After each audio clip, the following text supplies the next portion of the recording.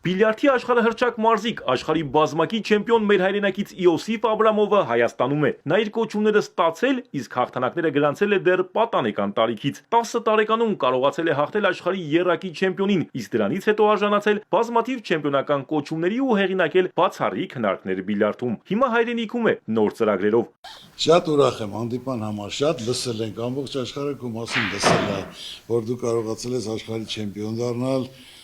անհաղթելի մարդ, դա ազգին ավելի մեծ ճանաչում է տալի, այսօր մեր ժողովուրդը կարիք ունի հաղթանակի, դա հպարտություն է, հզորություն է։ Աշխարհում մենք հայր ունենք, որոնցով մենք հպարտանում ենք։ Իմացի, որ դու միշտ տեղ ունես Հայաստանում, Օլիմպիական կոմիտեում, մարզաշխարհում,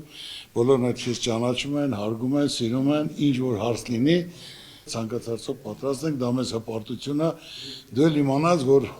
ստեղ հարազատներ կան, ամբողջ հայազգը քեզ ընդունում է, հարգում է, հավատում է եւ վստահում է։ ՀԱՕԿ նախագահ Գագիկ Ծառուկյանի հետ հանդիպմանը Իոսիֆ Աբրամովը հայտնում է Հայաստանի դրոշի ներքո հանդես գալու մասին։ Շատ ուրախ եմ, очень горжусь тем, что я армянин. Շատ հպարտ եմ, որ հայ եմ, ամենուր եւ բոլորին դրա մասին բարձրաձայնում եմ։ Մինչեւ այժմ Ռուսաստանի դրոշի տակ եմ հանդես եկել, հիմա ուզում եմ հայրենիքս ներկայացնել։ Ինչ առաջնություն կարան կազմակերպենք, մենք պատրաստ ենք կազմակերպել, բոլորին ցույց տալու, որ այդ մրցադեղով էլ մենք կարող ենք հաղթող լինել աշխարհով մեկ։ Իոսիֆ Աբրամովը հայրենական սպորտի ղեկավարին է նվիրում իր չեմպիոնական եռաշերտքին։ Սրանով միայն ես եմ բիլիարդ խաղալու։ Мне тоже очень приятно, спасибо. Спасибо. Հետո նաև Գագիկ Ծառուկյանը նրան պարգևատրում է ՀԱՕԿ խորհրդանշական մեդալով։ Նոր ծրագրերը քննարկելուց հետո զրուցակիցներն ուժերն են փորձում բիլիարդի սեղանի շուրջ։ Գագիկ Ծառուկյանի առաջին հարվածը շքեղ է ու դիպուկ։